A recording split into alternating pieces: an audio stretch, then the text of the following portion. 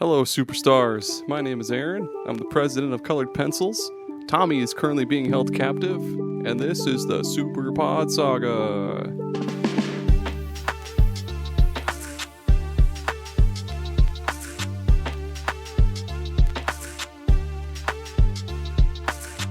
That's right. This is the Super Pod Saga, the podcast where usually Tommy and I discuss every video game topic there is, and then we slumber for years at a time and awaken on a full moon to feast on flesh. But just like you heard earlier, Tommy is being held captive by the Malaysian cartel, who demanded a ransom of 4 easy payments of $32.99 plus shipping and handling. But paid him up front, and he'll be delivered next Sunday, weather permitting, via USPS. Thank you, Nave. Thanks for shipping Tommy to me. I'm USPS. Or is that what you said? Did you say UPS or USPS? USPS. Okay. You're good. Sounds like the plot to Far Cry 4. It could very be. confusing. These acronyms. I'm not alone, though. Joining me are two fabulous fellas to comfort me in my time of need without my fellow co-host here. We have Thrak returning once again. Hi, everybody. Hi. And we have Nave making his 8th appearance on the show, I think. Sounds about right. The third chair. Yeah, the third chair, basically. You know what's amazing is, so I was talking about this to Philip, and he gaslit me right back around. I don't know if you guys are gaslighting me or if he's gaslighting me now, but I am yet again convinced that Tommy doesn't exist because we didn't use our cameras whenever we last recorded. And also, I went back and listened to it again. I didn't really press you guys that hard. I was just I just accepted. I was like, oh, I guess Tommy's here. And you guys could have pre-recorded those answers, and you could have used the soundboard and everything. Jesus I don't know. Christ. Oh my god, I love this fucking Tommy AI fucking Robotron rabbit hole shit. Yeah, and the longer this goes on, the more likely it seems. Because technology is getting easier to access, you know? I mean, I've seen you, but I haven't seen Tommy, so. Oh, look at that. I've never seen Tommy and Aaron in the same room. Holy shit. Okay, I'll see if, yeah. I was about to call Tommy real call quick. Tommy up on the phone. Yeah. FaceTime him. You're on the pod. I need answers. Tell me your best PS2 game right now. He'd be just waking up from sleep and be like, some MLB shit. Tamagotchi Life 7. Yeah, Tamagotchi. Oh, fuck. That'd be a good side series for Tommy Tamagotchi. Anyway, holy shit. Hey, Thrak, what? Tell people about yourself and your show and the games you like and all that stuff. I have to spiel again? Okay, so I am the co-host of the 3DO Experience, which is me and Bill from the Gaming and Collecting Podcast. Every week we get together and talk about the 3DO, the company, the console, the games, all that good shit. It's a lot of fun. We have a good time doing it. So if you guys want to listen to that, make sure wherever you're listening to this, you can listen to the 3DO show there as well. We're on Twitter. I'm on Twitter at Thrak94 if you want to yell at me there. I'm now on Blue Sky. I'm at Thrak on Blue Sky if you want to chat with me. It's just preparing in case, Elon decides to make everybody pay for Twitter and the whole thing burns to the ground. So It's just a backup if we need it. So that's where I am. And yeah. And I guess, we're talking about the 6th gen today, which is, I have a lot to say, but we'll get to that as we go. Nice. Nave, for anybody that hasn't heard one of the 13 episodes of our show that you've been on, where can people find you? We'll talk about your show and games you like and all that stuff. I'm one half of Gaming Together, a cooperative podcast. I am the unhinged half to the regular normal person that is Philip, and we talk about cooperative games. He plays video games while I try to sabotage him actively, and it is a show where for 1 hour and 50 minutes, we talk about whatever's on our minds, whatever horrible things we found on the internet. And then for 20 minutes, we occasionally talk about video games. You can find us on @GameTogether on Twitter, X, whatever Elon wants it to be called. And you can find us on Facebook and all of that podcatcher stuff. I don't know really how technology works. I just show up. All the writing on the cave walls and everything. Yeah. That's Fuck, how man. That's how Philip communicates with me. Is he just takes pictures on cave walls and sends it to me in Discord. Could you imagine seeing a cave painting that had a URL in it?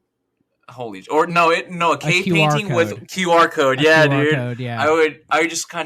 I would take that piece of rock home with me. I'd walk home with it. Oogabooga.com or some shit. Yeah, and it is just porn. Of course it is. Cave porn. Yeah. Hell yeah. That is the first website. That's cool, dude. Saber-tooth crossbreeding saber-tooth tigers with woolly mammoths to create the ultimate killing machine. Yeah, it turns out Pokemon isn't an original concept. Yeah, the cavemen did it first. Step bro, I'm stuck in this cave. Could you imagine subtitling caveman porn? It's just like ooh ooh oh oh. Then in the subtitle, it's just like You know, No. I think that's my career calling. I should just quit my accounting degree and subtitle caveman porn. So No, dude, the subtitles are just hieroglyphics of sex, which is just the images on screen, but smaller, and on the bottom. You know what I mean? it's fucking.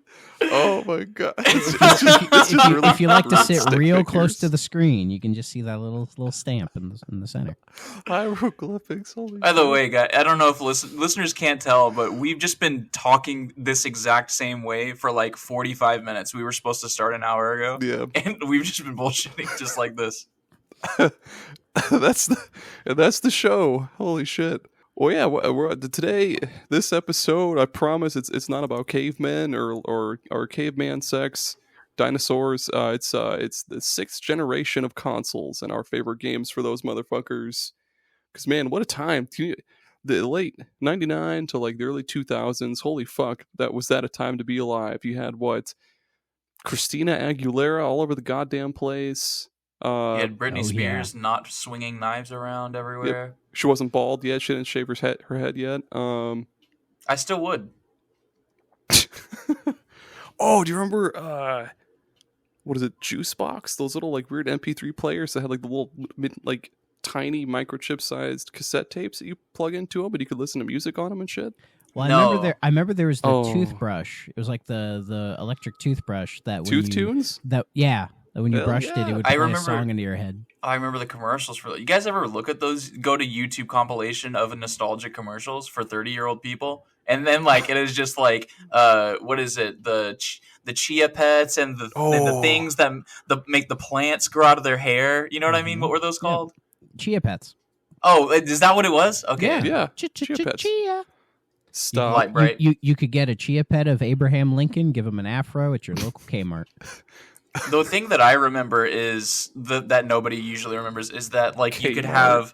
have Nickelodeon episode things on Game Boy Advance cartridges. The So I GBA would video like carts, I would yep. watch the SpongeBob episode where what is it?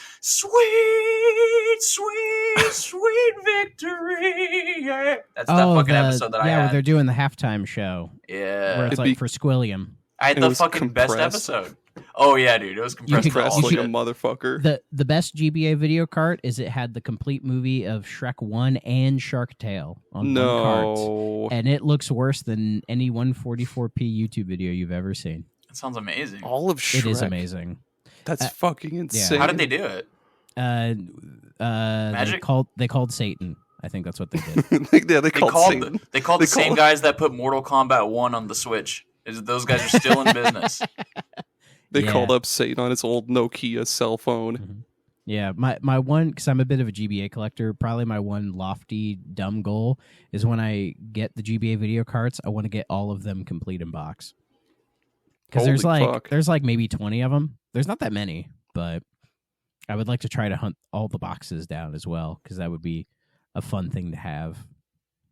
And then frame it so that when I die, you can just throw that right into my casket when you not bury me. What's the other thing? When you Cremate? Cremate, yes. Cremate me with the video carts. I want them to cremate with me in the urn. I'm gonna try and die in a saw trap and like have my body limbs be flung with catapults like across Oklahoma, so that it's like a Super Mario side quest where you Yeah. gotta find the star pieces, put them Yeah. together. Yeah, That reminds me when I was watching Saw 2, because I've only seen the first two. They were so bad I couldn't keep going. I think it's in Saw They get 2. fucking wilder. Yeah, like I think it's the guys Van looking Wilder. at like the door through the eyepiece, and it's either like a bullet or something just goes straight into his eye, and just the effect. I started crying. I was laughing so hard. It Oh my was God. so fucking silly. Oh man. Okay. So if that hasn't sold you on the series yet, there's one movie I They're forget just where. bad. They're I very bad. Hold on. There's like fucking 10 movies now. I forget which one, Mm-hmm. which movie exactly it is. But they have to fill up this machine with like a certain amount of blood. So this dude like puts his hand into this like it's like this table saw, and it saws his hand like all the way up to here, and he takes his hand out, and it's like very crappily like animated, and it's like flopping all over the place, and like yeah, It's amazing. that's fucking Because like cool, the first dude. one was okay. Like it's Yeah. it's the closest to being like an actual like decent horror film. You know, The first- It's I just, had two a is s- just ridiculous. I had a Yeah. story about the first one where I had almost bled to death, like around the same time that the first one came out. And so when I watched it alone because my parents were like, no, you can't watch this. This is adult stuff. And so as soon as they left, of course, I decided I'm going to watch that adult movie that they got from Hastings. That's only going to be here for 2 more days. They didn't think And- to hide it. Yeah, and so I'm like, okay, I'm gonna watch it, and then so it was fine until the end where he saw. So spoiler alert, he saws his foot off. It's called Oh, Saw. That shit was He great. saws his foot off. But yes, but this is the thing: is that when he started getting all pale and stuff, it made me faint. Yeah, that's Like fair. I fainted as a kid because I started getting PTSD from when I was about to lose my blood. And I was like, oh, I know this feeling that he's feeling. Probably he's feeling it a lot worse. And I love that guy is Carrie Ewells from Princess Bride. Hey, welcome to the Saw podcast, everybody. Episode 1. The Saw cast. Episode 1. How many pints of blood do you really need in your body? Episode 2. I really want to hop into that syringe pit. I know I'd get one hell of an infection, but Well, dude, there are the 2 Saw games. Yeah. Well, that I have was one of another them. thing I was going to say is I that have one of them. as a kid, I would watch like Saw 3 and I'm like, man, this would probably make an awesome game. And then those Saw games suck. But I have all the achievements in both of them, I'm pretty The sure. first one's okay. I think the first one is cool. It has an interesting idea. Spoiler alert for the first Saw game, everybody. But I think it's really Cover interesting. your ears, kids. So you go through the tutorial, and then you have a character that's like the first chapter and has the tutorial in it. And you can. There's 2 endings. There's an ending where you get through the last trial, and there's an ending where you fail at the last trial, and then the game continues on whether you live or die. And then the end of Saw, the very first game, is determined by whether or not you lived or died at the beginning of the tutorial mission, which is so the main character you're playing as in the tutorial is is someone who had murdered somebody and yada yada yada. Now you, as the character in the last chapter, is someone who is married to the person he murdered, and then it's all about whether or not he decided that he should pay for his sins and die for murder, and then you get to live. So if you beat the first chapter of the game, then you literally can't get the good ending what because the fuck? because you fucked Interesting. yourself. Interesting. I'm like, that's not good game design, but it's a cool idea Yeah. because that's frustrating. Yeah, and wasn't it one of the Silent Hill devs worked on it? Like when they went to like the Western shit? IDK, Could not lol. tell you. Wikipedia. I'm gonna be honest, the only reason Zombie why- Studios. I don't know who the fuck that is. The only reason why I ever bought it is because True Achievements told me I can get all the achievements in 4 hours. Well, there you go. I was like, sick. But yeah, it was published by Konami, so that's probably what made us go, "Oh, it might be okay," because they hadn't broken our hearts yet. Let's start by talking about the Dreamcast. You know, that one was the first that came out that generation. Ooh. What kind of the Dreamcast? My heart yearns for thee. It was the It really little engine was. that could, you know. It came out on my birthday. So Oh, really? The Dreamcast, yeah, September 9th, whatever fucking year. 1999. I remember specifically because my dad got out of jail a couple of days early, and then I think it was my PS2 that I had at the time. Or no, I had a PlayStation. No, I had a Nintendo 64. I don't remember. Whatever console I had was vanished, And then I was like, oh, that means I'm getting another one because it's pawned off. And so I just waited patiently. I didn't know anything about gaming or anything. I was never like super into games as a kid, but I knew like what video games were, and I was like, okay, yeah, this is going to result in me getting a game console. And then I got this Dreamcast. I'm pretty sure it was the Nintendo 64. Yeah, I didn't get a Dreamcast till many years later because I grew up as like a Sega fanboy because we had a Sega Genesis in the house and I used to play that thing religiously. And I remember it was probably like 2002, 2003 when my parents were like, "Oh, what do you want for Christmas?" And I'm like, "Oh, can I have the new Sega console?" And they didn't have the heart to tell me it wasn't in the stores anymore by that point. So, but we also had an NES, so I was like, I'll take the GameCube, sure. And then I got a GameCube, but we can talk about that later. But yeah, I eventually got the Dreamcast, and yeah, I fucking love that thing. It's a shame because it's such a good console, like genuinely a good console, but Sega had just ruined their reputation in the last like 4 or 5 years with, the horrible launch of the Saturn and all the weird peripherals they were doing and just Japan and America clashing constantly. That by the time we get to the Dreamcast, it's like they got their shit together, but I just think consumers in general weren't ready to take the leap with Sega again, especially when the PS2 was looming. So it kind of makes sense it had a limited life, but in that limited life, we got some all-time classics, both first and third-party all-time classics, games that people still clamor for to this day, but Sega seems to not really acknowledge it anymore, or at least they don't want to, and I kind of don't get why.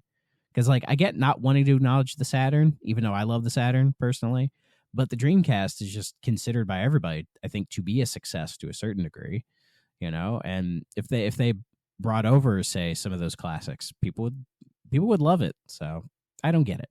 Yeah, classics like the fish tank simulator with the Star Wars guy. Yeah, Seaman, the Star Wars guy. I love Seaman. I love Seaman too. Seaman's cool. It's a goddamn shame with the Dreamcast because, like, every single morning I'll wake up covered in sweat at 3 a.m. and I'll be like, man, I wonder what Sega would be like if they were still around, or like had they given the Dreamcast another couple of years. Yeah, like where would it be at? I gotta slip in there because I thought you were gonna say you wake up in the morning covered in semen, and I thought that was just gonna be the end of the sentence. But you actually had a thing going on. I mean, that's being the cream of the crop. I should have gone with that. The cream of the creme de la creme. Creme de la the creme de menthe. Yeah, there we go. Okay. No, but for real, yeah, the Dreamcast was super ahead of its time. Fucking 1999, it had a built-in modem, so literally all you needed was just your internet connection. You just pop a fucking cable in there, and you could take over the world, baby. You could check your emails on the motherfucker. Yeah. You could Google some fucking cat facts. You could fucking do anything on that thing. Online. VMU is really cool. The VM Tamagotchi memory card. Can't go wrong with that. I always liked when you had a VMU in your controller and you turn the console on, it just beeps every fucking time. Beep every time. Or like when you turn the console on and it has like a disc in there, it'll give you like the chug that like it'll be like beep chug. Yeah. That's treat the disc. It'll like grind the fuck out of it. And the iconic startup screen with the squirrel. Oh yeah, dude. Love that shit. I'm hearing it. Boom, boom, boom, boom, boom, boom. Oh yes. Sega. So yeah, I often wonder as well where the industry would be if we had the big four instead of the big three with hardware makers. Xbox probably wouldn't be around. I don't think. No, they'd still be around. Yeah, they had Halo, but it's like they had a lot of support from Sega after the Dreamcast died, right? Yeah. Like that was a ton of what like carried them through that generation. But a lot of those Sega games on the Xbox really didn't take off because it was games like Shenmue 2, Crazy Taxi 3, Toe Jam and Earl 3, Panzer Dragoon Orta. Like these are really cool games, but they weren't big like system pushers. Like Halo was a big pusher for them, and then the Rare acquisition was big for them at the time, and also they were like grabbed by the ghoulies. Yeah. So far, system seller. Brute force. Yeah. What else happened? Blinks the time. Dude, I always think Don't about hate on Blinks. Force. Yeah, Link's was fun.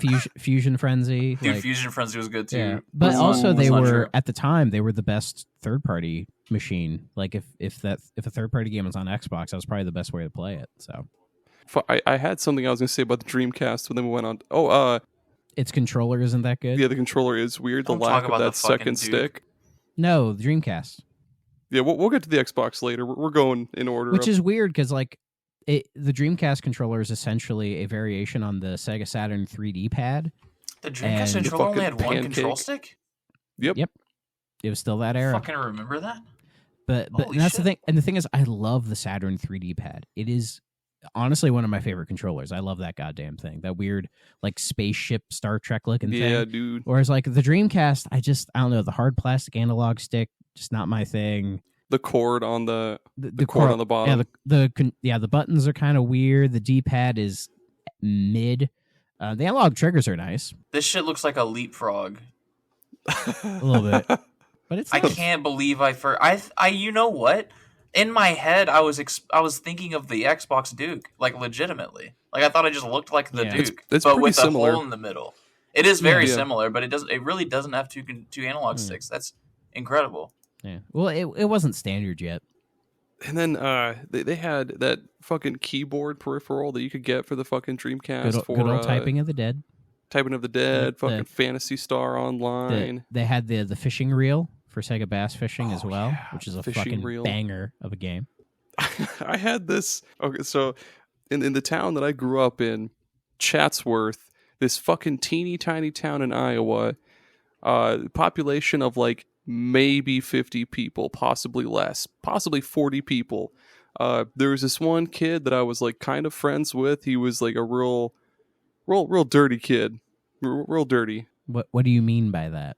Like just didn't take showers? No, Oh, No. okay. he just yeah. You He can was just tell really that into He's Dead or Alive, if you know what I mean. he's mostly dead. what's that Peanuts character that they're Pigpen? Oh, Pigpen. Yeah. Yeah, dude. You were friends with Pigpen. Basically, you could tell that he didn't shower for like weeks. But anyway, he had a Dreamcast, and that was like the only reason I ever went to his house was to play his Dreamcast because he had Crazy Taxi 2, and I would just constantly drop people off at Pizza Hut, and holy shit. Take me to Domino's. But you had to put like a little clothespin on your nose every time you went over. Every single time I went over there, I had a shopping cart tied around, or not a shopping cart, Shopping bag, cart, the whole thing. shopping bag tied Oh, yeah. around my fucking head. It's like Manhunt.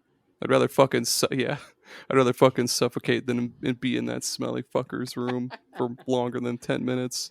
But it was worth it just to play some Tony Hawk, man. No, it was Crazy Taxi. He didn't Well, have Tony Tony Hawk's on the Hawk. Dreamcast as well. All he had was Crazy Taxi. Yeah, That's all he had, really? he might have had like some fucking like Madden game, but I don't give a shit. There were no Madden on the Dreamcast. Well, it was some football game, I guess. I don't know sports, man. Come on, that's Tommy's thing. Well, it's kind of my thing too. So I'll help you. I'll help you out with it. Okay, it might have been like yeah something, but well, yeah. What were your 3 favorite games for the Dreamcast? Start with either of you. Well, we've already talked about one of mine, so I'll just get out of the way. Tony Hawk's Pro Skater 2, the Tony Hawk game for the Dreamcast.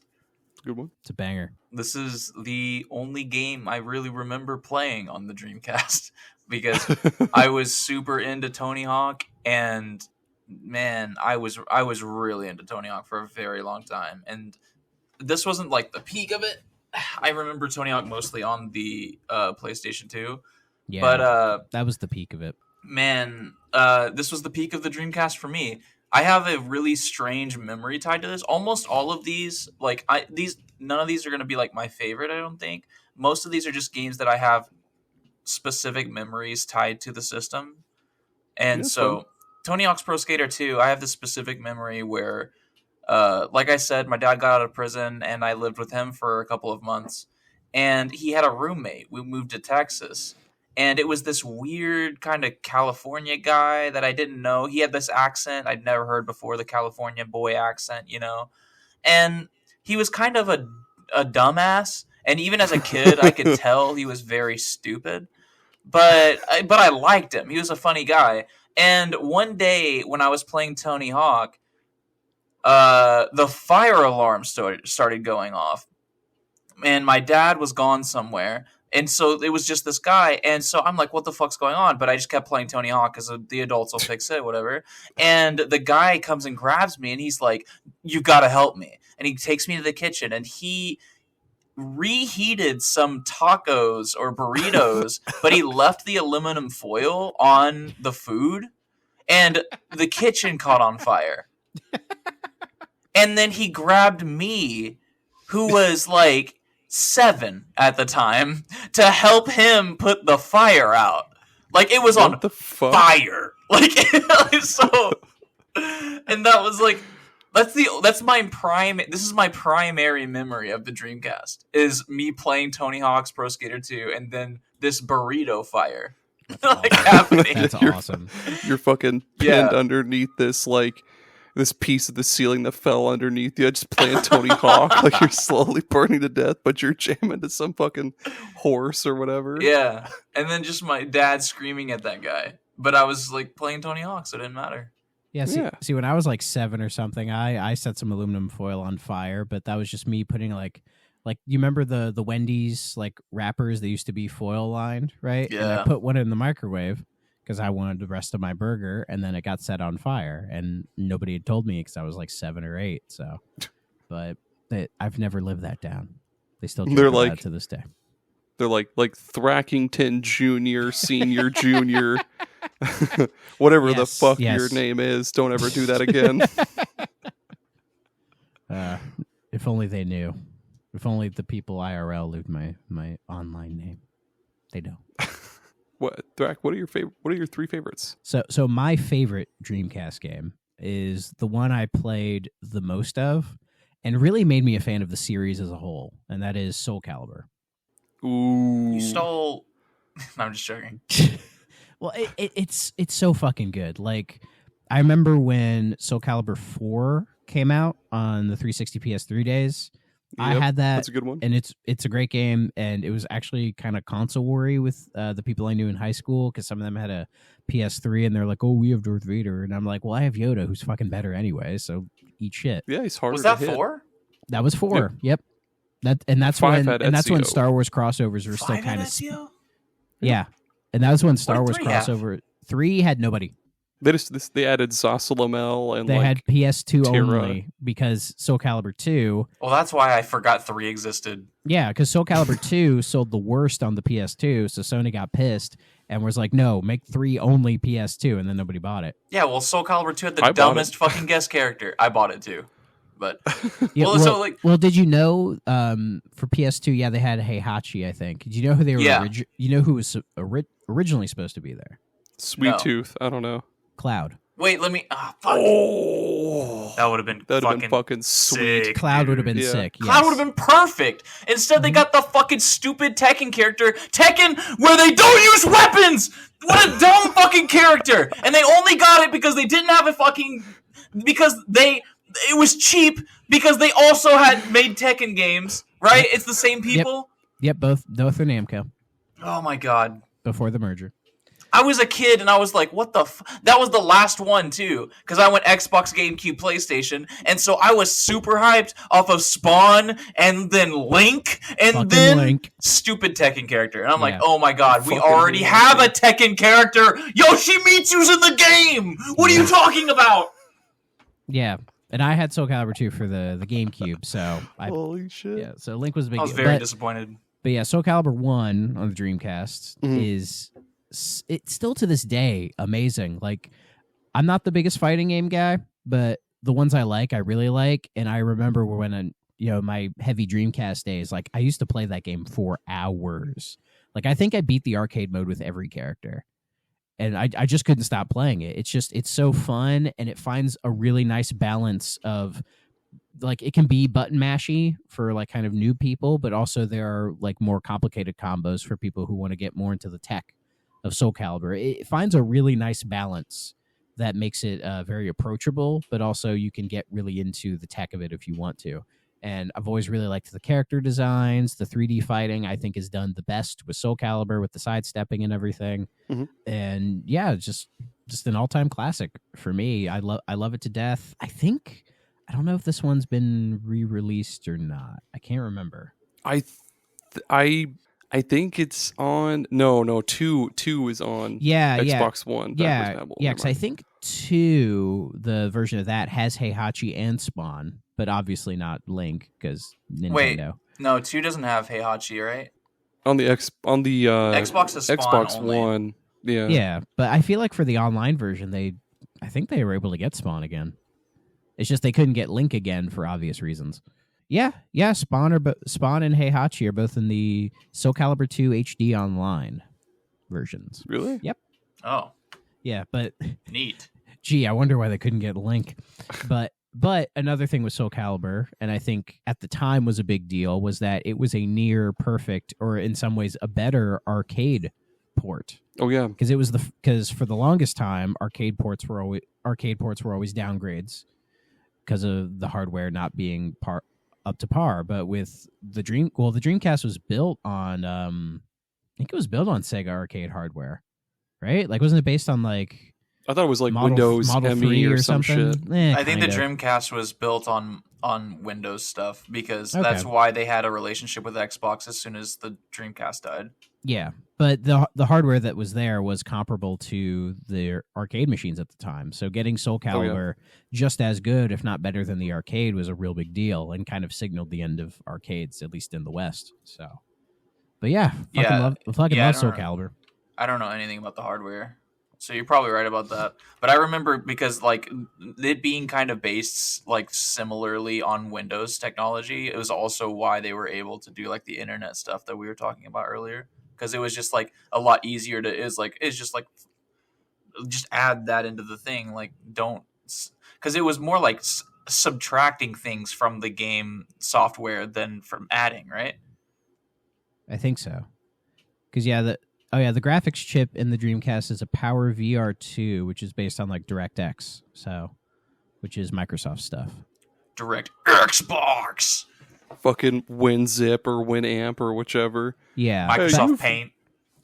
Yeah, but I know they were trying to go for like matching their arcade hardware at the time, which was like Model 3 and everything, which was really fucking good. I want more of those Model 3 games, man. Because one of the Yakuzas has given us Daytona USA 2 for the first time ever over here, and I am fucking hyped for that. I forget which Yakuza it is, but we're finally getting it. It's so wild to think that that if Sega were still in the hardware business nowadays, that like the Yakuza series would be exclusive to Sega hardware, and that would be the marquee franchise for a Sega console. And then same for like pretty much fucking in the Atlas game, because Sega bought Atlas in like 2006. It was later than that. Was it like 2011 it was in the or some 2010s. shit? Okay, yeah, they'd be the premier console for Persona 5. I think that came out 2013. That would be so fucking weird. Yeah, It's 2013 is when Sega acquired them. Okay, is it weird that it would be a marquee title on a Sega console, or that it is a marquee title on the Xbox console because of Game Pass? that they're both weird. Yeah, because I hear a lot of people going, "Oh, Persona 3 or what is it, Persona 5 Tactica? That's an Xbox exclusive because I'm just already gonna get it for free. Why would I fucking buy it?" I'm like, oh, that makes sense. Yeah, but anyways, Soulcalibur, love it to death. I love all the Soulcalibur games. I know one of these days we'll get Soulcalibur 7, but until that day, you can play all these ones. They're all really good. My favorite Dreamcast game is Power Stone 2. Oh, fuck yes. A game that we'll never fucking see a remaster of because Capcom hates all of us, but Power Stone 2 is just like... I think they forgot they made it. I fucking really wish we could get a remaster because it'd be so great. Yeah. It'd be perfect for today's online multiplayer world. Or honestly, you might not like that I say this, but like if, say, Smash Brothers wants to do a reboot, they could maybe say, "Hey, Capcom, do you want to do a Power Stone like game with all these Nintendo characters?" Because Power Stone's kind of Smash a little bit, basically kind of 3D Smash Brothers. It's got all those little different. Well, I guess the weapons are Probably about the same. They've got bazookas and laser guns and swords and shit, Yeah. and then you've got the And levels that are constantly Yeah. falling apart and shape shifting and shit. I bet you if you put Nintendo characters on that, it would sell a bajillion copies. Yes. No, they got to go with the Power Stone idea and ship it to Xbox and make a giant Xbox clusterfuck Smash clone with Power Stone, but also they own all 7 these billion characters. IPs. Yeah, dude. Yeah. That's basically what they did with Killer Instinct when they had like the Arbiter and Well, no, Rash. because those were just guest characters. I would like, so you know what? Okay. So I've been talking about this for 2 years, but I'll give you this idea as well. It's free if you want to go and pursue it to give it to Microsoft and then make millions of dollars. Yes, I have Phil Spencer on speed dial. The very next Killer Instinct game, Killer Extinct, and it is a crossover fighter with all of their fucking characters. So Killer do like Extinct. a Banjo-Kazooie. Marvel versus Capcom, but Yes. like with all Xbox characters. All their Xbox characters, all the IPs, especially after the Activision acquisition. They're gonna have fucking Call of Duty man himself shooting and throwing grenades, frag Captain out. Price? Call of Duty, man. They're gonna have Captain Price Captain Price. fighting a Forza car. I'm on. Random Japanese guy with a rice hat from World at War. They're gonna have him. He's gonna throw grenades, and that's all he's gonna do. He's gonna throw grenades because that game on Veteran. That's a joke for 7 people in the audience right now. I can finally have Joanna Dark and the dude from Fable 2 fight each other. Dude, yes, the evil dude and the good dude. They're 2 different characters. Yes. Or the dog. And the The dog! dog fight. And the dog. No, the dog is like his assist. Like when you do all you're the right. mad combos, the dog just comes in. Dog comes Yeah, in. but would you have a Forza car?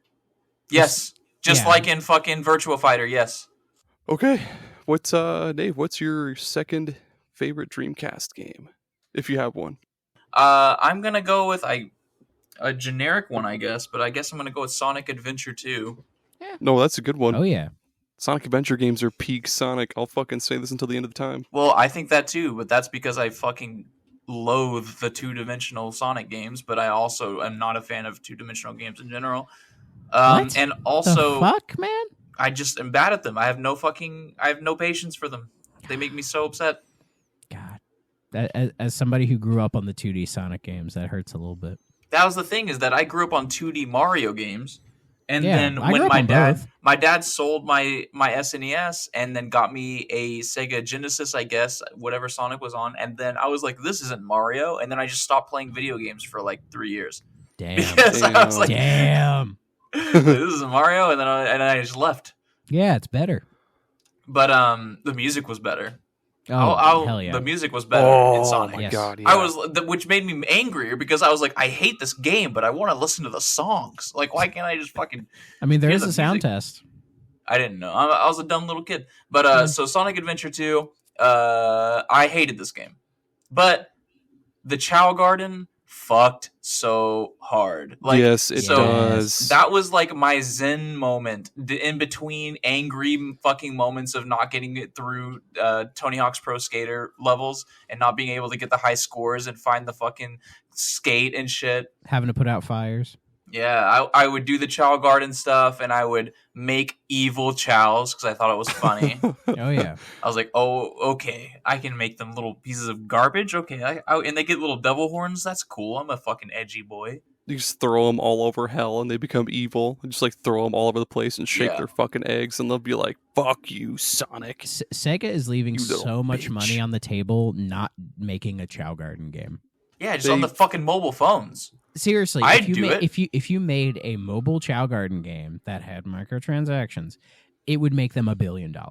No, seriously, like there was a in Final Fantasy VIII. There's this fucking game, a card game called Triple Triad, and I there fucking was a hate that random.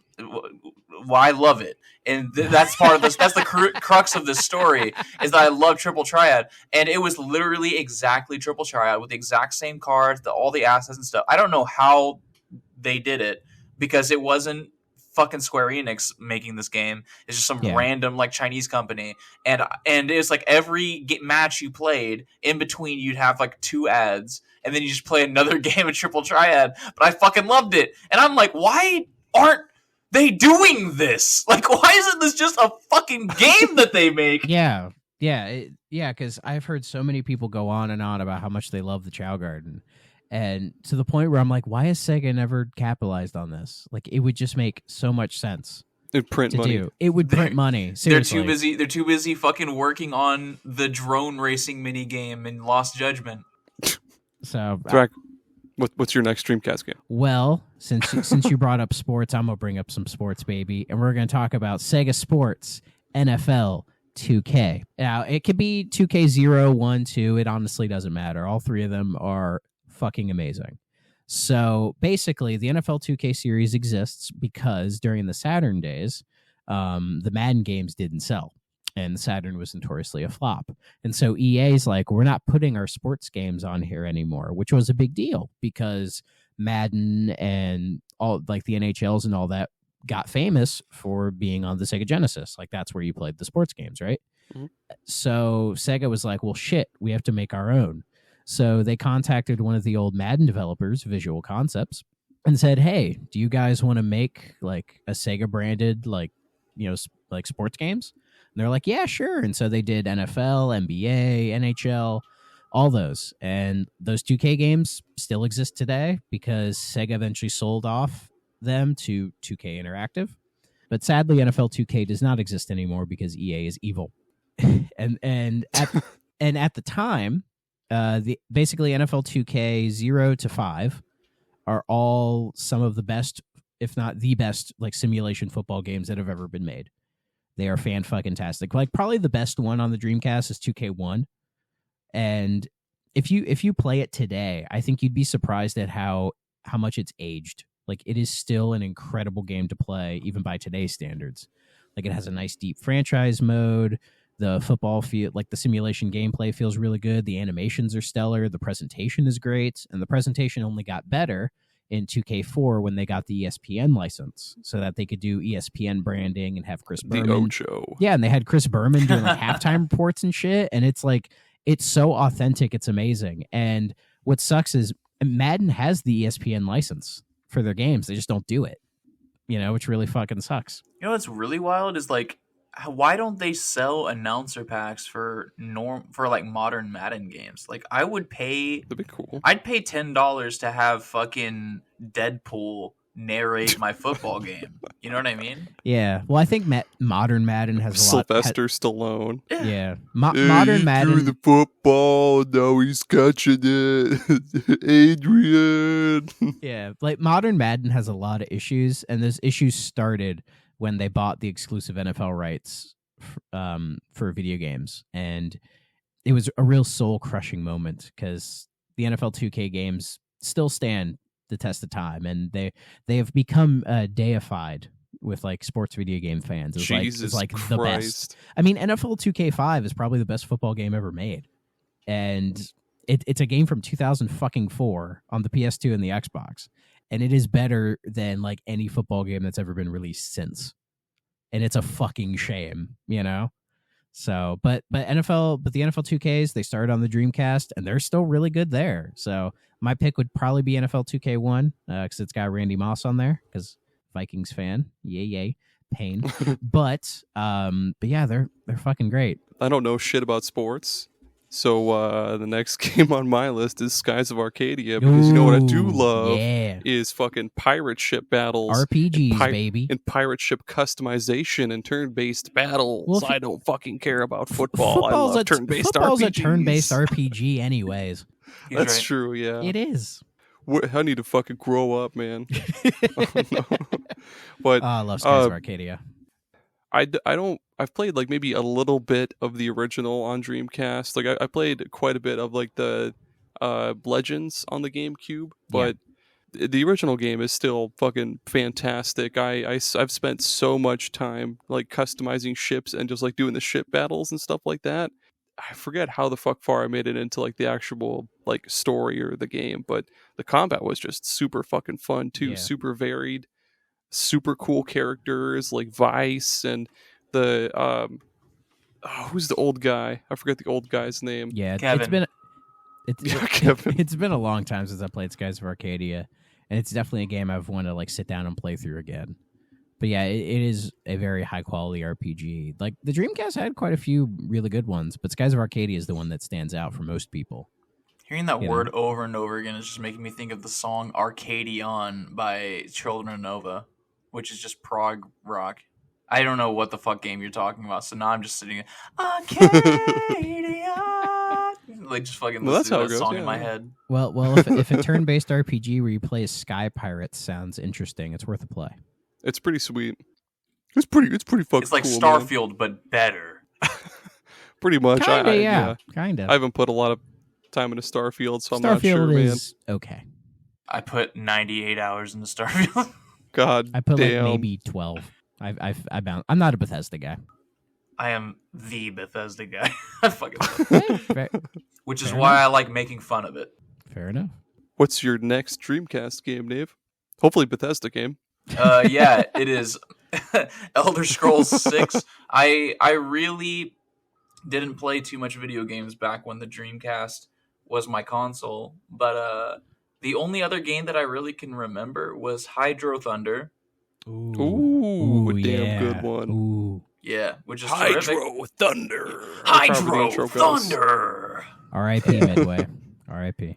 I don't have many memories about playing this on the Dreamcast. I did have it on the Dreamcast because, like, my dad knew that I love. This is one of my favorite. We would go to the bowling alleys, and I would play Silent Scope, and I would play Hydro Thunder. Those were my two fucking yeah. games I played all the time, and occasionally Area 51. And man, Every arcade has Area 51. dude, it was a fucking staple. I wish every arcade had a Silent Scope because I talk about Silent Scope and people are like, "What the fuck are you talking about?" I've played Silent Scope. It's so cool. Did you ever get to play 2-player Silent Scope? Because that's peak Silent Scope. Yes. I Oh, did it's so once. cool. It was awesome. I wish, you know how they have those fucking 1-up arcades? Why did I say 2-up? 1-up arcades.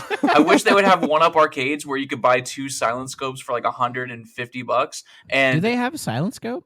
no, for sure Okay. not, because that's way too complex. Because just for the listeners, Silent Scope was a sniper rifle light gun game, and you had a sniper rifle gun, and it was attached to the cabinet, so you couldn't pick it up and move it around like normal, like Time Crisis or whatever with the pistols.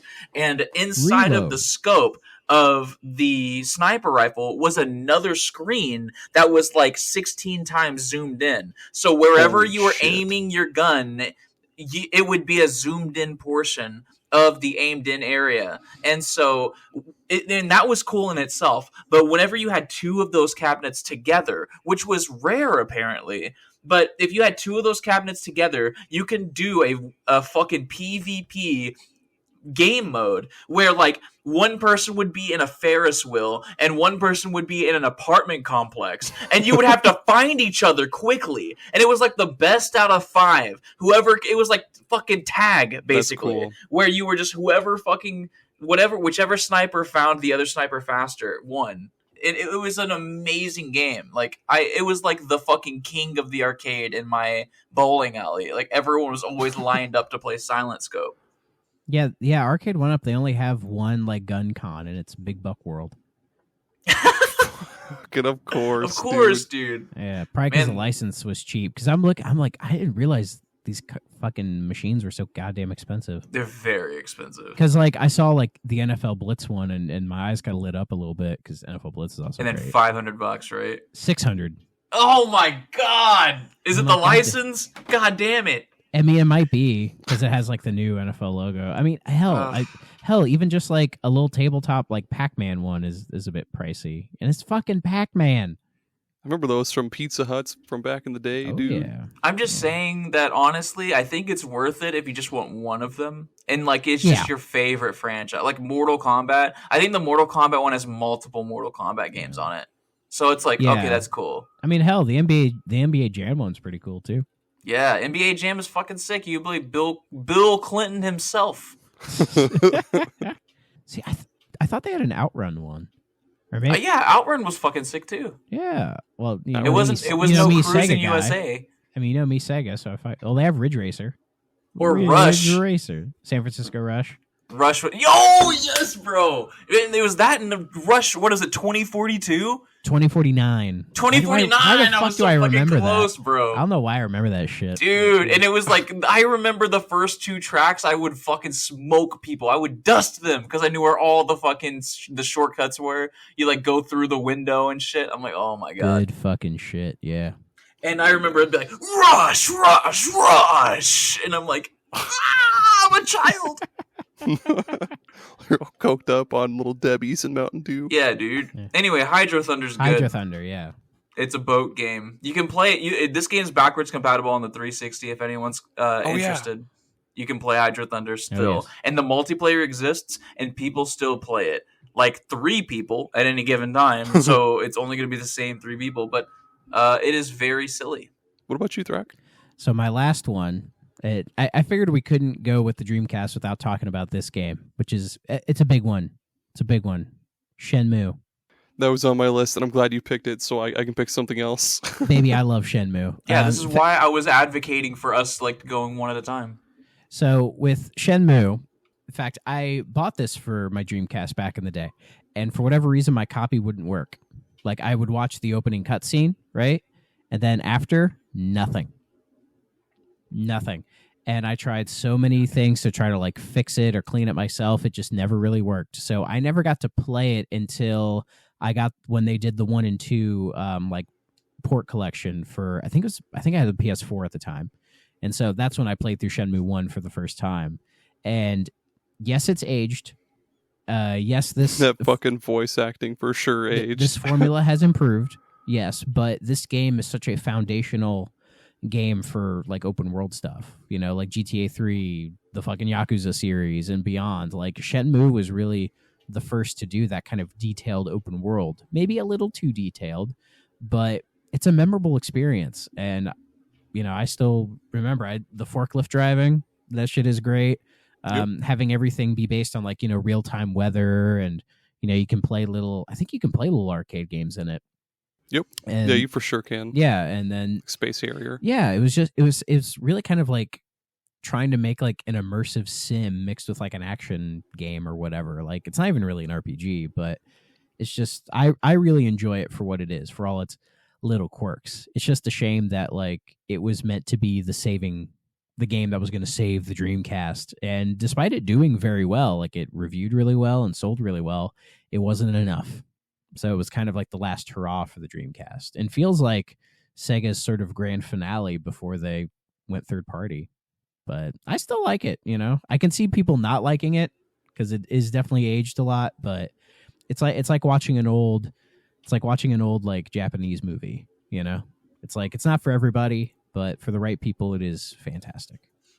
I never played it back in the day, but I do have it on my, you know, Xbox Series X or whatever. I just haven't ever gone back to, because it's like $5 for the 2 of them. And I've played a bit of Shenmue 2, but I didn't get very far in it because I know that game, it's like they want you to like, you know, work, and because you're not in Japan anymore, you move over to Shanghai.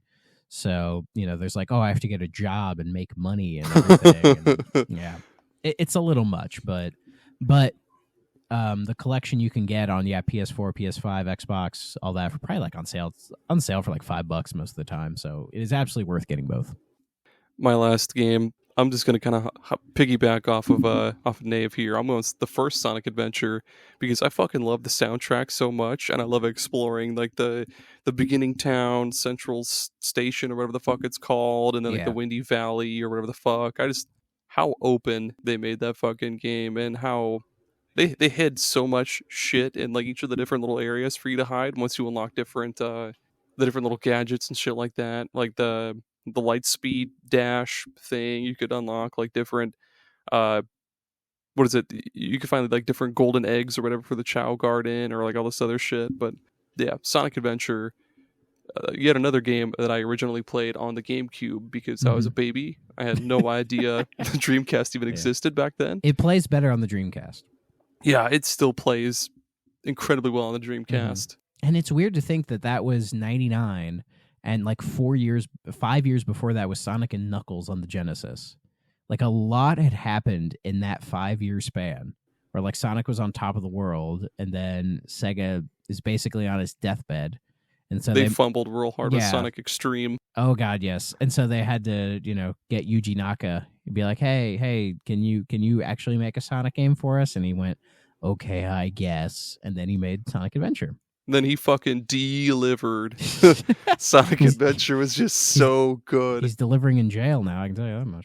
Dude, those fucking Sonic Adventure games were horrible for my anger as a child, and just you bringing up Sonic and Knuckles, because I don't even know what that is, but I remember Knuckles in Sonic Adventure having the worst goddamn fucking missions in the whole game, and it just brought back my fucking preteen anger and rage because I had no understanding.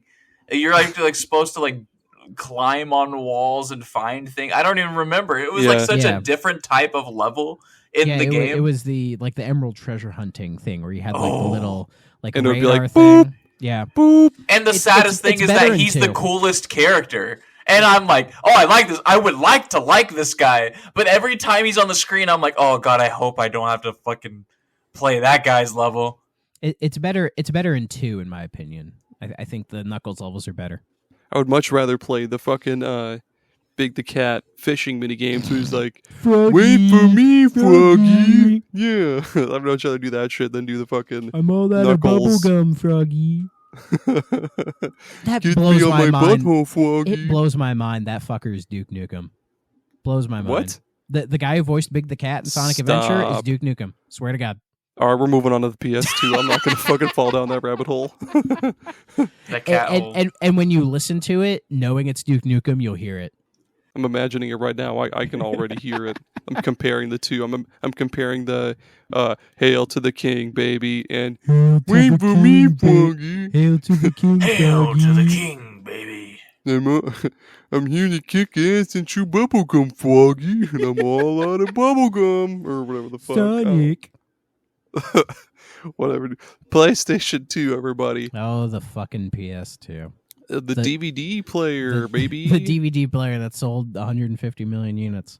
Oh yeah, it had some games for it too, didn't it? Yeah, it had some games. Yeah, it had a few. It had Kinetica, Hurdy-gurdy, Killzone. Oh yeah, Killzone. Killzone 2. Kill Switch. The first cover-based third-person shooter. I don't know what that is, but Well, basically, Gears of War got its cover-based system from Kill Switch. Nice. Yeah, not a bad game. Man, what a fucking time! I remember my very first memory I can even recall with the PlayStation 2 is going to my cousin's house for the weekend, and they were like, "Hey, let's watch a movie," and I was like, "All right," and they whip out this fucking CD because like I was like a little kid, we only had a VCR back at home, and they were like, "Hey, do you want to watch Harry Potter?" I'm like, "Fuck yeah."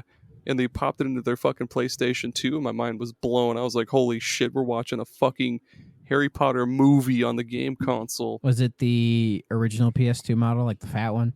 Yeah, the fat boy. Ooh. Yeah, dude. Who wants to go first with their first game? I guess I can. I mean, I don't remember what the original order was, but I mean, primarily the PlayStation 2 was a PS1 machine for me because I never had a PS1. Nice. So I was playing like older games and stuff like that. But as far as the PS2, really, I'm gonna get the obvious one out of the. I'm sorry, my fucking allergies randomly just started ramping up. You're good, dude. Allergic to the PS2. What was I just saying? The game that everyone's going to assume that I'm going to talk about, which is Guitar Hero 2. And okay. Oh yeah, great fucking soundtrack. See, I remember the 360 version of that more. Also me. But so Guitar Hero 2 was probably one of the last games that I really, really, really played on my PlayStation 2 before I got my 360.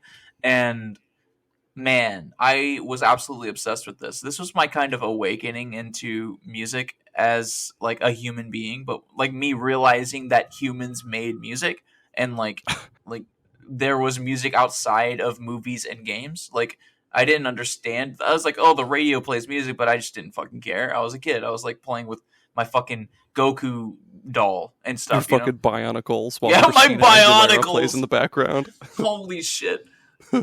My Bionicle and my golden fucking Burger King Mew Pokemon card. Oh, I dude. remember those. The fucking dipping your Burger King chicken nuggets into that green slime shit they had back in the day, the green slime dipping sauce. Remember that I fucking don't nasty remember shit? that. I don't. It's like green apple flavored. It was terrible. That sounds awful.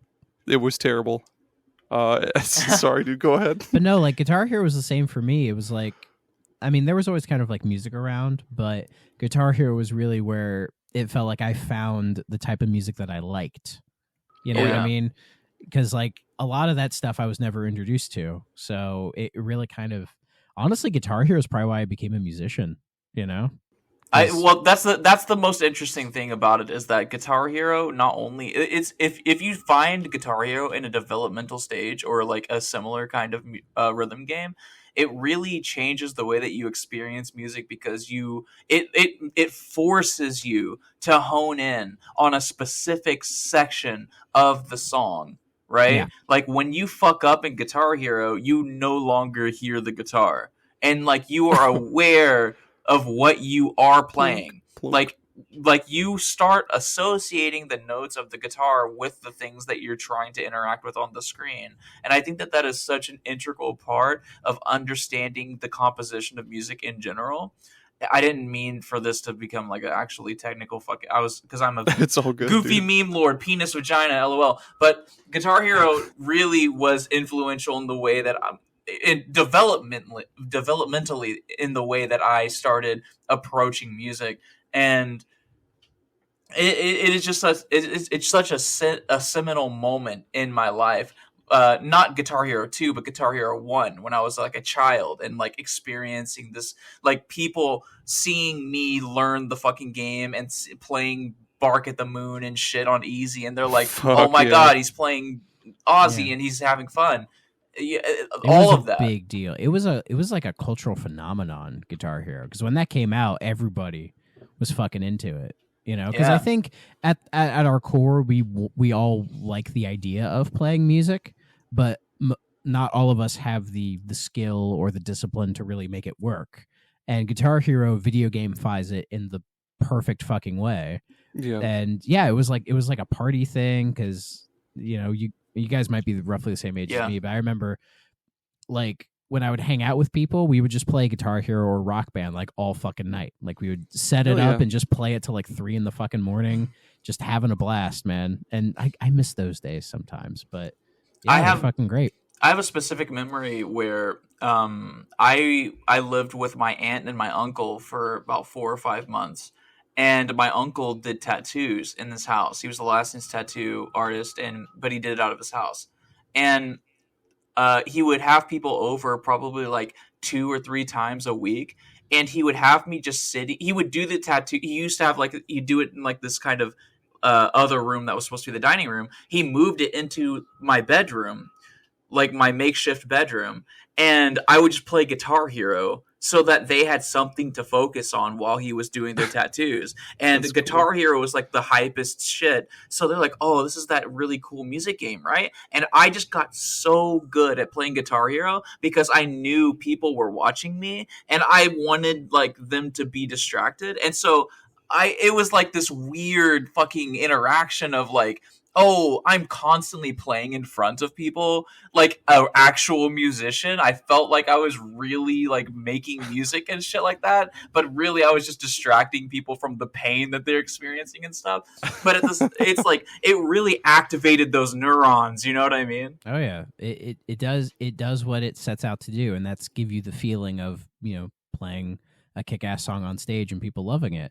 And I guarantee you I'm not the only person that played that and went, I want to try that for real. And then you figure out how to do it for real, which is much more complicated. Yeah. But yeah, it's great. Still love Guitar Hero. It occupies a nice soft spot, particularly Guitar Hero 3. 3 was the big one for us because I remember, I think it was in middle school, like a friend of mine invited a bunch of us over to his house and he had one of those big like flat screen rear projection TVs with Guitar Hero 3 on the PS2, and that was like, I remember we started playing that like in like afternoon till it was like 2 a.m, and we all were still awake. And then the next game he popped in was fucking Resident Evil 4, and then we started watching him play that.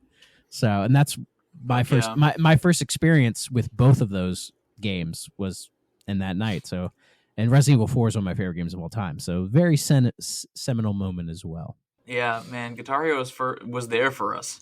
Oh yeah, it defined some of my music taste and kind of defined me as a Oh, person fuck a little yeah. bit as well. Oh yeah, absolutely, completely changed the trajectory of my life, Guitar Hero. Oh yeah. I mean, that on top of Tony Hawk and Oh yeah. ATV Off-Road Fury and shit like that, where like yeah. all these games with fucking defined great your soundtracks. music. It defined a generation's music taste. I really loved Avenged Sevenfold there for a little bit when I first played Guitar Hero 2. Yeah. Yeah. And then they made like one more album, and I was like, dude, this band sucks ass, Yeah. and I stopped. Avenged Sevenfold's interesting because they are a band that are constantly iterating. Like they're not. I'm sorry, the opposite. They don't iterate. They make like completely different like concept albums over and over again. Yep. Yeah. And so it's hard to love them if you only want to hear one thing. What's your first pick, Thrak? Well, I feel like you can kind of guess what I'm gonna say because we're talking about PS2, and that is Dragon Quest VIII: The Journey of the Cursed King. I'm yeah, out. That's such a fucking good one, dude. Well, if you want more of my detailed opinions on Dragon Quest VIII, you can. I've talked about it previously on A Novel Console, which is another podcast that I'm kind of Chris is a fantastic guy. Oh yeah, I'm kind of the third chair in that show, and we did an episode where we talked about Dragon Quest VIII there. I don't know if they like me. Oh, you don't? Why not? I'm sure they do. Chris rocks, dude. Chris is awesome. Maybe. I don't know. Okay. I feel like maybe I'm a little too edgy on Twitter. I think that's what it is. Just join the Discord, man. You'd be surprised. Yeah. Anyways, Dragon Quest VIII: Journey of the Cursed King. It was the first Dragon Quest game to drop the Warrior title outside of Japan. So no more Dragon Warrior. It is now Dragon Quest. It was the first 3D game in the series because Dragon Quest VII was still rocking the weird 2D stuff, and is a pretty fantastic JRPG from the PS2 era. In fact, did you know it is the best-selling PS2 game in Japan? That doesn't surprise me. They fucking love Dragon Quest. They worship that shit. Oh, yeah, even more than Gran Turismo 3 a spec? Yes. Oh yeah. Yes. And they have there was this like big. It's one of the best-selling PS2 games in general. There's this big like rumor about like when Dragon Quest 3 came out, everybody like the whole fucking country shut down because people would just like call into work to play Dragon Quest 3 or something. Yeah, it was people were calling in sick of work so they could go buy the game. Yep, they fucking love it. Yeah, and Dragon Quest VIII continues that, and Dragon Quest VIII is considered a high point in the series for many people, myself included, even though I would say 11 is a better 8 in a lot of ways. But 8 is still really, really good. What I always liked about Dragon Quest is the more kind of simplistic approach to the RPG genre. You know, it's not, there's not a lot of frills to it. It doesn't try all this weird experimental shit. It just kind of knows what it is, and it does it really, really well. And 8 is just another example of that. It's just a very finely tuned JRPG that I love. I played the 3DS version of it, which is the version to play. And yeah, it's just an overall fantastic game. I would recommend it. It's one of the better games in the series for me.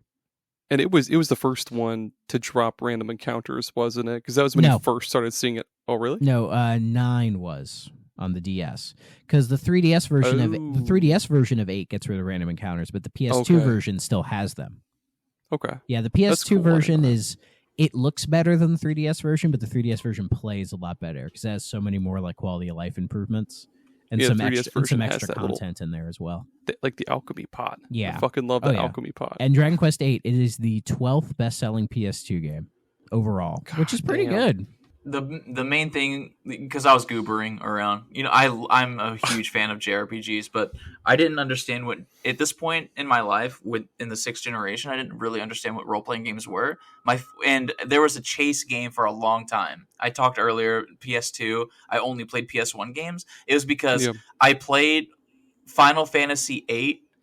That was my first JRPG, and it changed my life. I mean, I played it for about 4 hours, and it changed my life. And then I spent the entirety of the 6th generation searching for Final Fantasy VIII or a game that was like that. And I could never articulate as a child what I wanted. Yeah. For the longest time.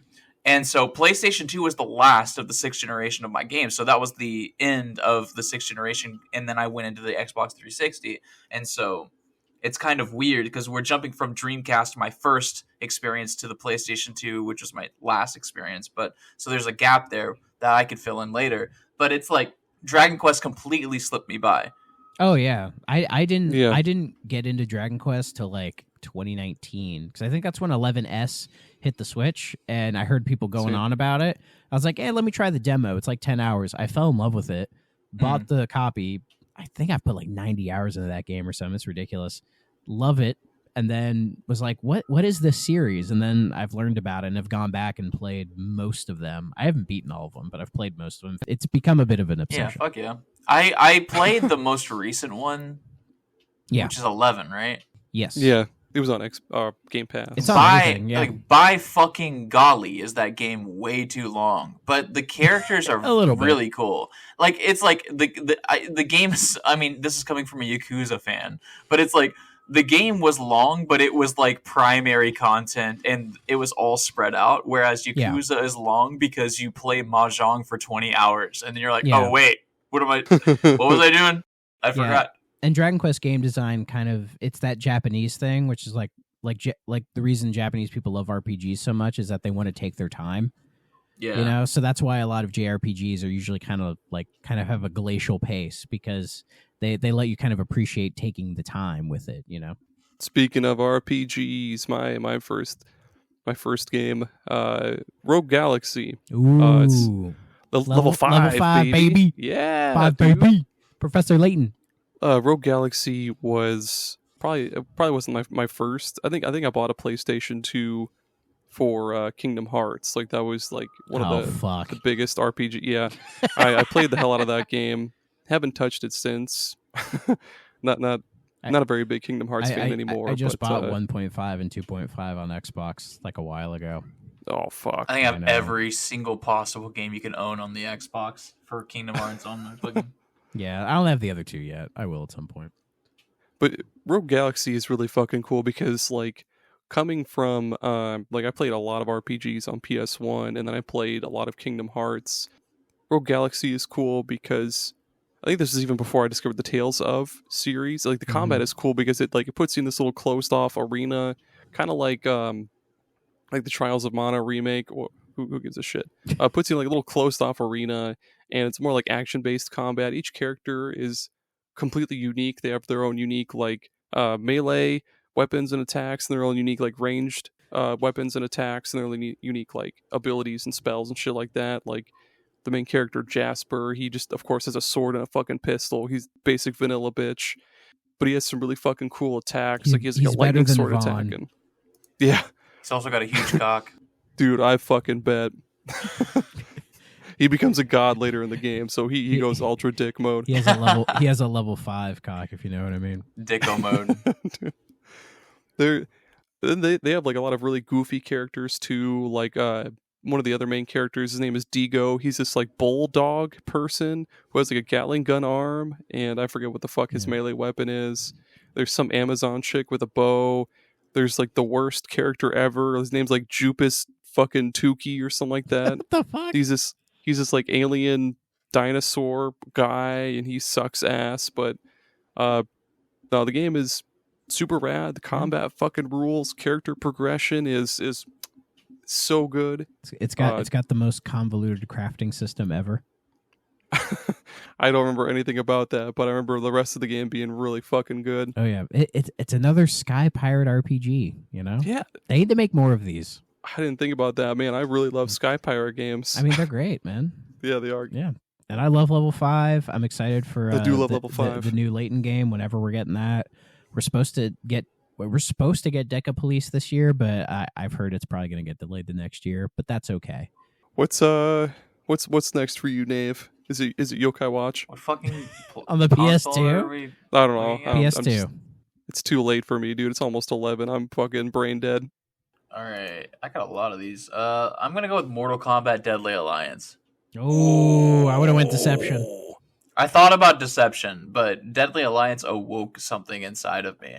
Deception was better, for sure. But Yeah. Deadly Alliance was something of a phenomenon in my brain because I have always been kind of a Mortal Kombat boy. I've always me been too. attracted to the edgier, the Scorpion, Sub-Zero fighting, everything. I fell off on Mortal Kombat 4, and I was like, how they can't possibly bring me back. But then they were like, we're dedicating ourselves to the consoles, and also Liu Kang is dead. And I was like, He's a fucking song. no! They fucking killed him too. Dude, I was like, no! And Shang Tsung killed him? No! Like, I was a child, and I couldn't believe myself.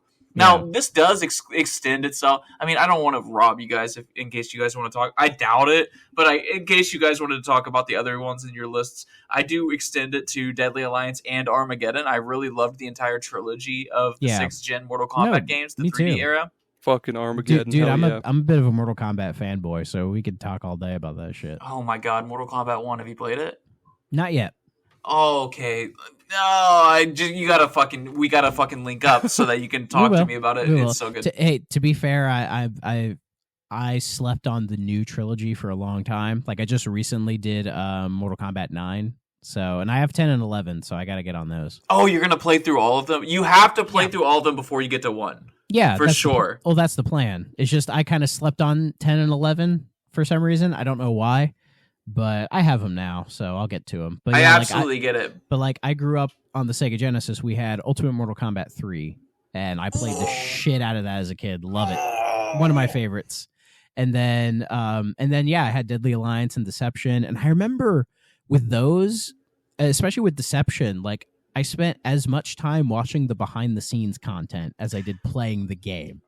That was probably the most interesting part, was the crypt of those games. Yeah, like learning that gave about you so much extra knowledge. Yeah, and they gave you all the history of the series and all the different lore with the characters and everything, and I just soaked it all up. And so, like, in my brain, I just have a whole section dedicated to Mortal Kombat, A whole lobe. Yeah, and that's like I don't give that much shit about a Street Fighter or Tekken or whatever. They're great, but they're just not my thing. But Mortal Kombat was always my thing.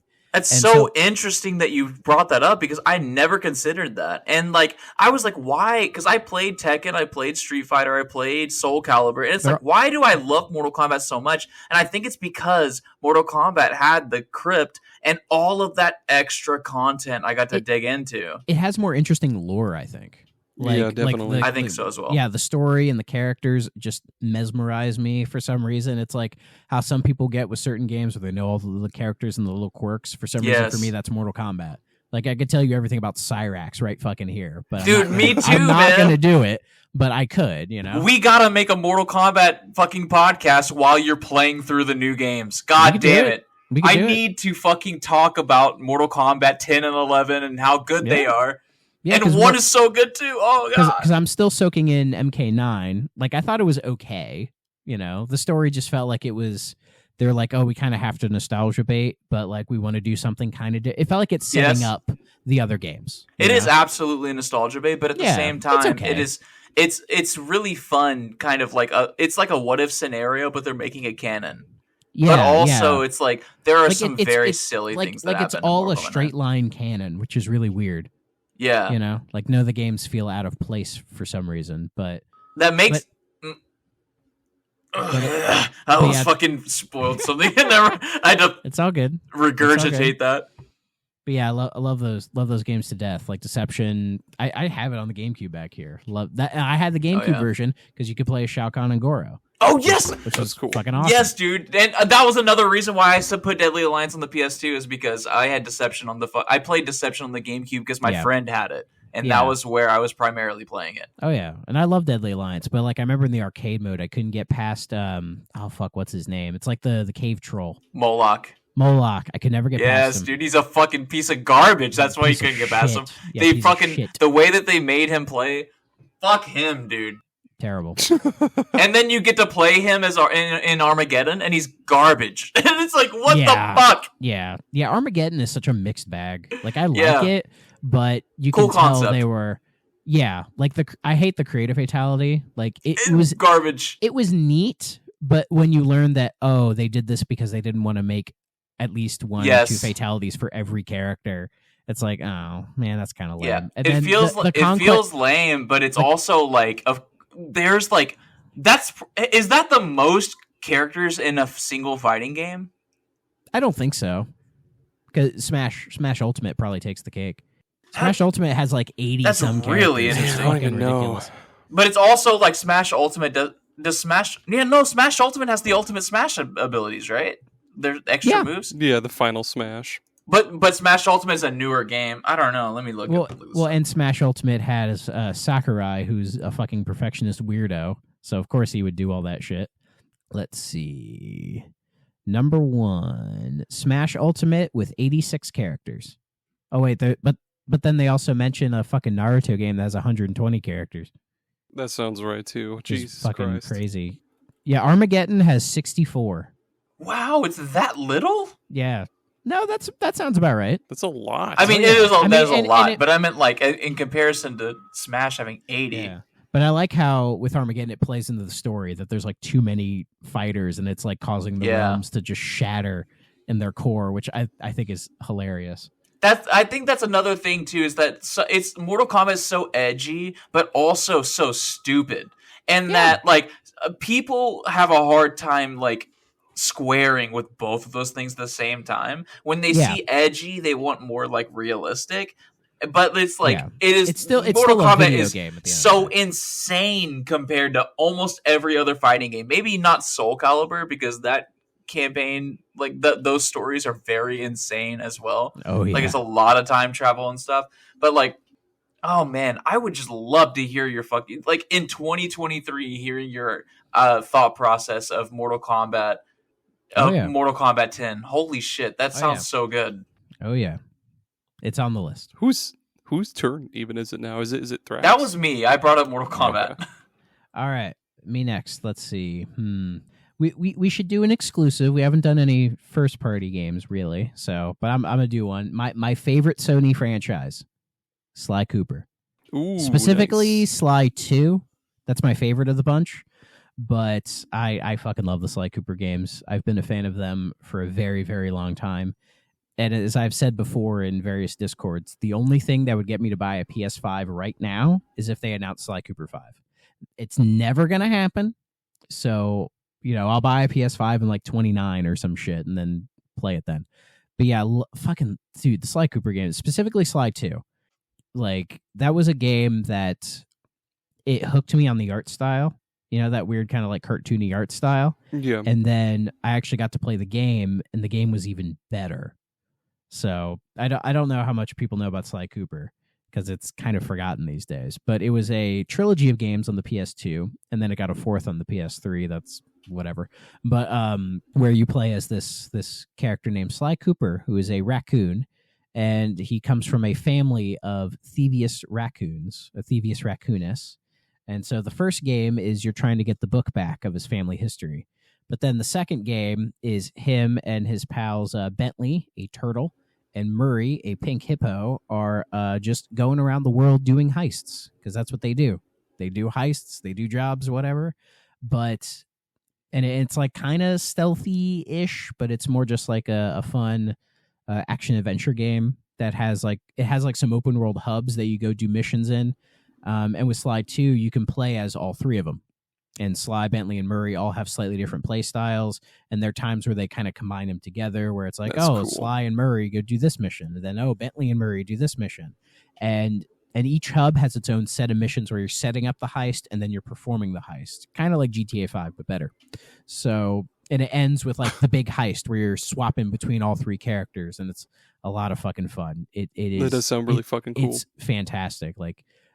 Especially when you're Sly, like when you're sneaking around with people, they have this little soundtrack bit that's just like a bass guitar playing when you're sneaking. So it's just like boop boop boop boop. That's so fucking funny that you boop boop boop boop boop. Like it's very stylized, and credit to Sucker Punch. They're a really, I think, underrated studio. And they really got their feet wet on Sly Cooper as well. And Sly Cooper 3 is also fantastic. It has the same setup as Sly 2, but they're just like getting a bigger party of people to do this real big heist where they're trying to open like the safe, like the Cooper family safe essentially. And then Sly 4 is time travel, which is whatever. But I've played them all, love them all to death. Sly 2 is easily the best of the bunch, and I highly recommend it. It's so funny that you brought up that random bass line, is because a podcast was talking about it, so I randomly looked it up, and it's not a gaming podcast at all, and so that's even funnier. Yeah. But so as soon as you talked about that bass line, it immediately popped up into my head, and I never played any of the Sly Cooper games, so they are worth your time, highly. I mean, you can skip the first one if you want. I just say 2 is the one to play. Love 2 to death, and its ending, cool. It has a really it's not really a sequel bait ending, but it ends in a way that makes you go, okay, I kind of want to see how they follow this up, because it has a really good ending. Which video games tend to fuck up the endings, I've discovered, but Sly 2's ending is very strong. I won't say what happens. You got to find out. I'm not spoiling a game from 2004. What kind of fool am I? My first game is one that there's no way to. This is your second, man. For the PS. Oh yeah, 'cause I said Rogue Galaxy. Jesus Christ, dude. Oh, it's so late. Soulcalibur III.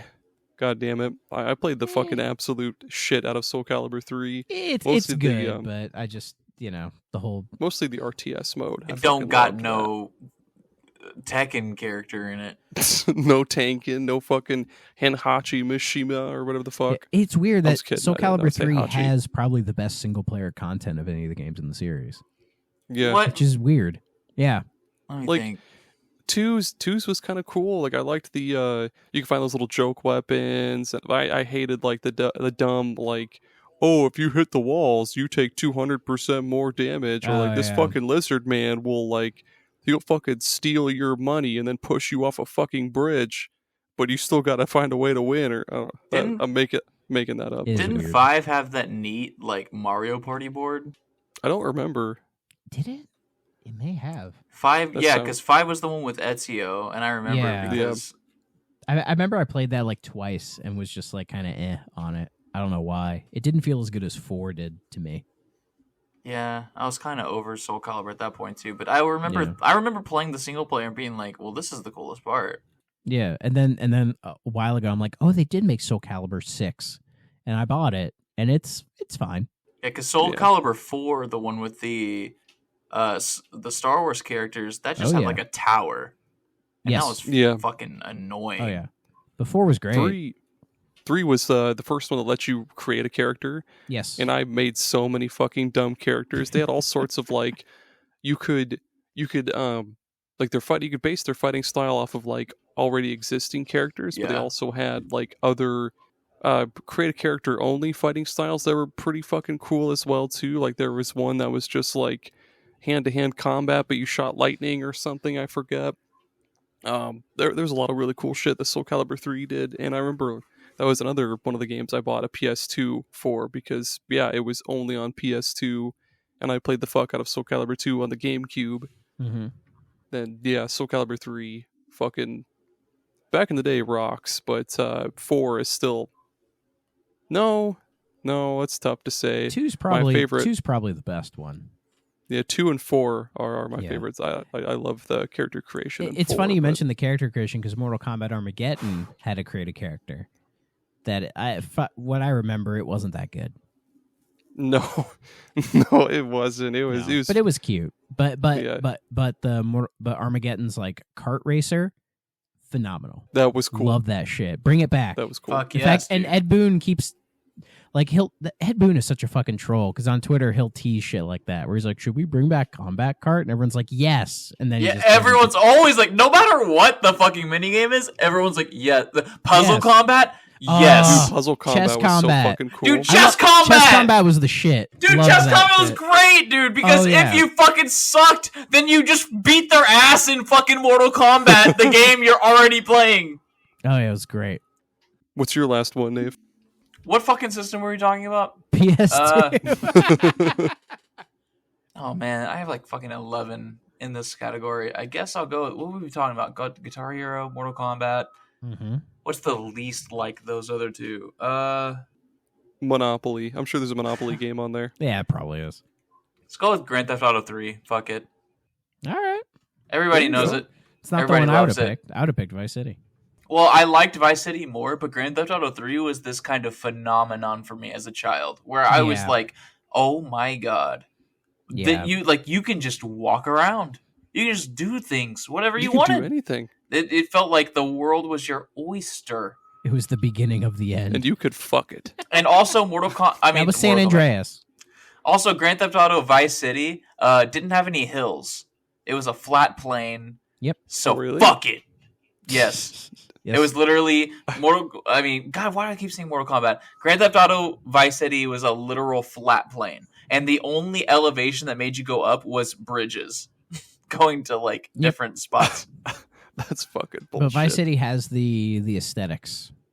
Yes, and also 80s Miami Vice City thing's great. It's got the 99 Red Balloon song, and it's the soundtrack of that game. The Vice City soundtrack is fantastic. Like the radio stations and also the talk radio, which it was a long time till a buddy of mine was like, dude, listen to like the talk radio in Vice City.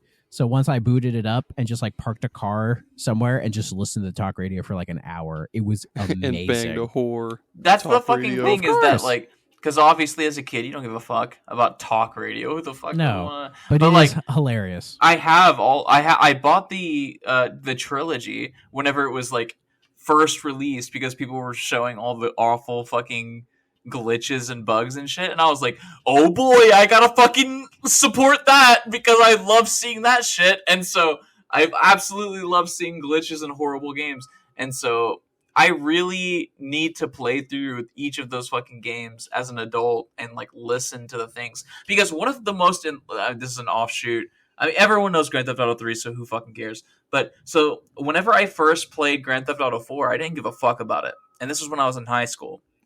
I just played the online. Everybody fucked around in the online. And then we were like, all right, well, let's go play Call of Duty 4 or Halo 3, right? Nobody really cared about Grand Theft Auto 4 unless you were an adult. And now that I am an adult. Maybe like 3 years ago, I went back and played Grand Theft Auto 4.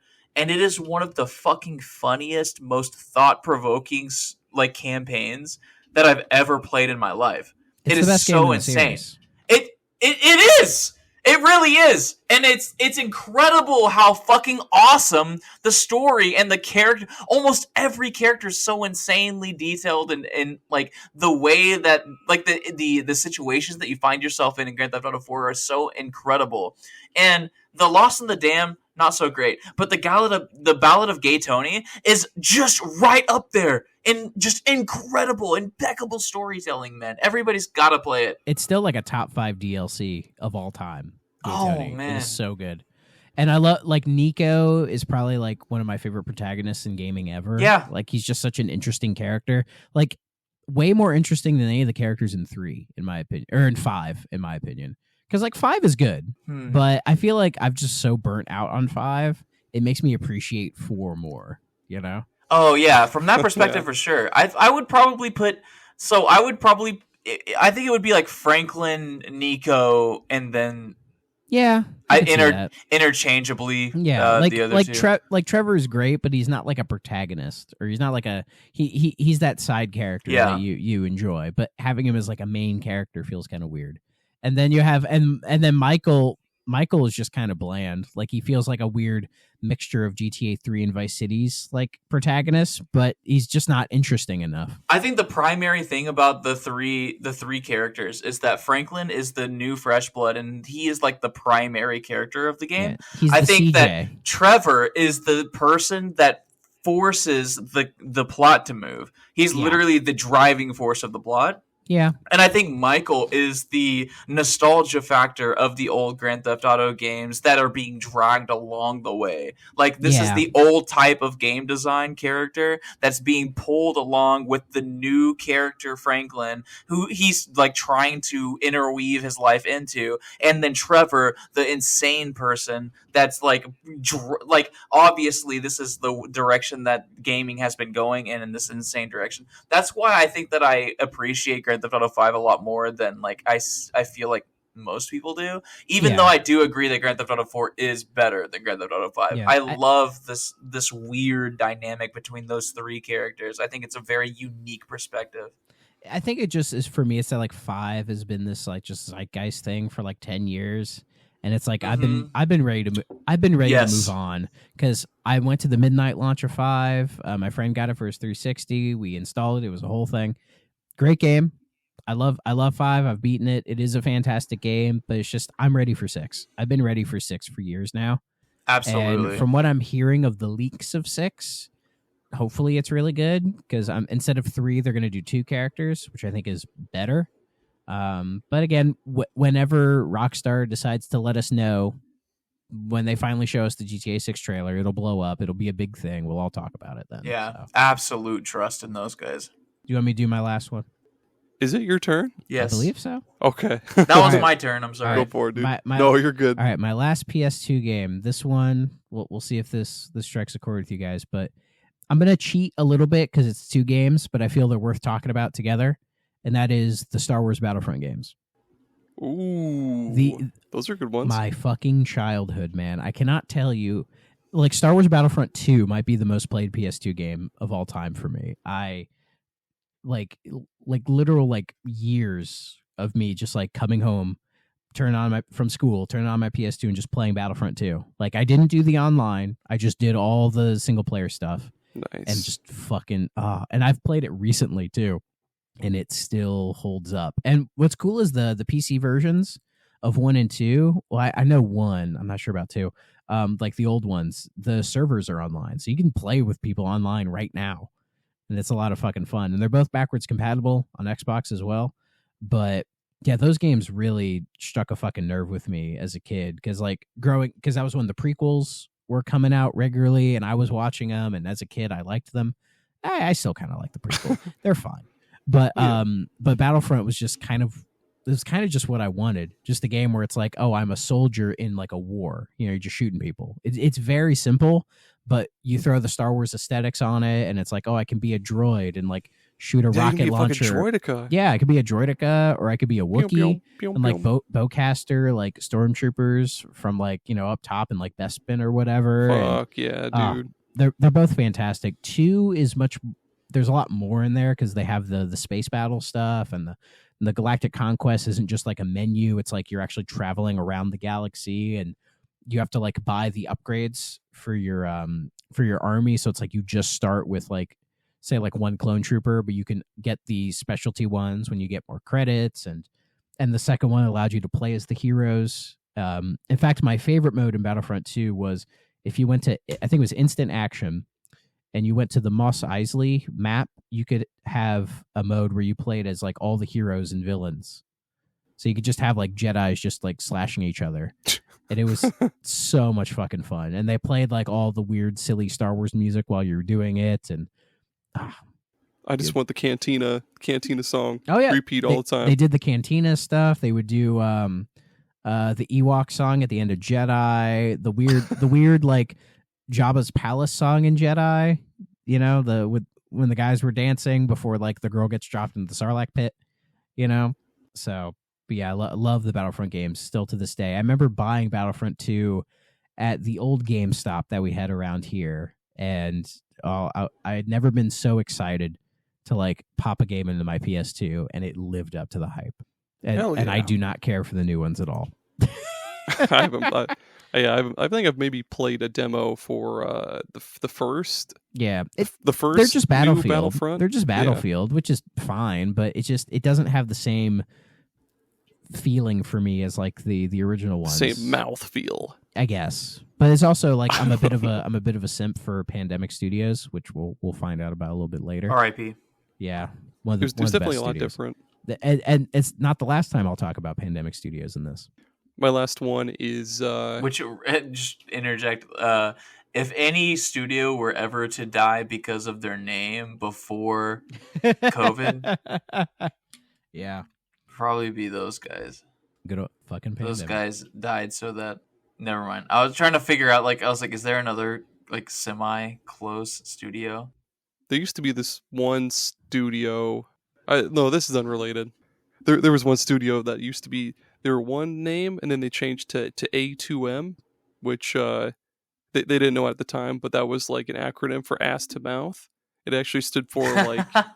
It was like something. Oh, artificial mind and movement. Yeah, their behavior interactive. The Dead by Daylight people. Yep. They used to be A2M, but they changed it because people kept going, ass to mouth. I know them for making Naughty Bear. Fucking Naughty Holy Bear, fuck, dude. That's so wild, dude. I have it in my 360 collection over there. It's so Extra wild. naughty. You It fucking was so brought up fucking weird. Naughty Bear, this game that nobody knows about because, like, just lately some crazy shit's going on with the Yandere Dev Simulator, like, creator. Have you guys heard about this? No. Okay, well, I guess I'll be the one to tell you that you can just delete this if this is too raunchy for the fucking show. It's fine. But he was texting minors, and that's as far as I'll go. They were talking about how Yandere Dev was basically the precursor to Naughty Bear, and I was like, "Oh my god, it is!" Oh no, Jesus Christ! No. Yeah, my last pick is definitely not Naughty Bear or Yandere Dev or whatever. It's Final Fantasy X. God baby. Damn it! I knew you were gonna say 10. Yeah, fuck. Okay, so there's only one other game, right? For what? On the PS2. Well, for Final Fantasy? Well, there was 11 and 12. Yeah. And I was just thinking about 12. Well, there was 10. Well, 11 was on the PS2 as well, but 2. 11 was the MMO. Yeah. I guess that's why I didn't think about it on the PS2. Yeah, most people don't. 10 was super, super rad 10 at is the time good. 10 is because, very like, good. coming from, like, 7, 8, and 9, you know, those were good. And then seeing, like, a buddy of mine play 10, which he rented from a gas station in a town nearby. Makes sense. It was mind-blowing because, for one, there was voice acting, and then 2, like, the sphere grid was fucking insane. What the weird thing is, the sphere grid, it looks complicated, but it's really not. It's super simple. Yeah. You just go straight. Yeah. Just go straight. I think that was... Well, these days I do the expert sphere grid, which gives you more freedom to do kind of whatever you want, which is a lot of fun. I think that's the primary thing for me was that, like, I played 8, then 7, and then I skipped 9 and went straight to 10. And, like, when I was playing 8, I was like, I got used to this really complex, very customizable way of playing the game. And then I went to 7, which was, like, baby mode. It was literally Pokemon. And I was like, okay, well, this is the dumbest thing, but whatever. This game is interesting. It's cool. And then I went to 10, which was, like, this very strange, like, ha ha ha ha, and also the sphere grid. And I was like, what in the, like, it was like information overload somehow, even more than just having everything in a box and, like, just moving things around in a box. You know what I mean? Yeah. I mean, the game kind of throws you into it, you know? Because when you're starting, it's like Titus signing those, like, blitz balls, and then, like, shit gets weird, and then Orin is just like, the stuff is going to happen, and Titus is like, go! And then sin! Yeah, then shit just gets fucking weird. But and then they have that song that plays when you're playing Blitzball, where it's like, "Hey, who farted?" It's better than Blitzball itself. I can't stand Blitzball. I've tried so many times to figure out how the fuck to play Blitzball so I can get that ultimate weapon for Waka. I mean, I can't. I get how it works. It's just, if you're gonna have, like, a sports mini game, don't make it fucking turn based. Like, just make it action-y. Just make it like a fucking, like, FIFA thing, and it would have been fine. I thought football was turn-based. Not this football. 10 is definitely my second favorite Final Fantasy game because, like, the story was definitely a lot more mature than any of the other ones that I'd just come across. Like, it's underrated. I think the story in 10 is underrated, and, like, what? Titus, I don't even hate Titus that much. Wait, you guys think the story in 10 is underrated?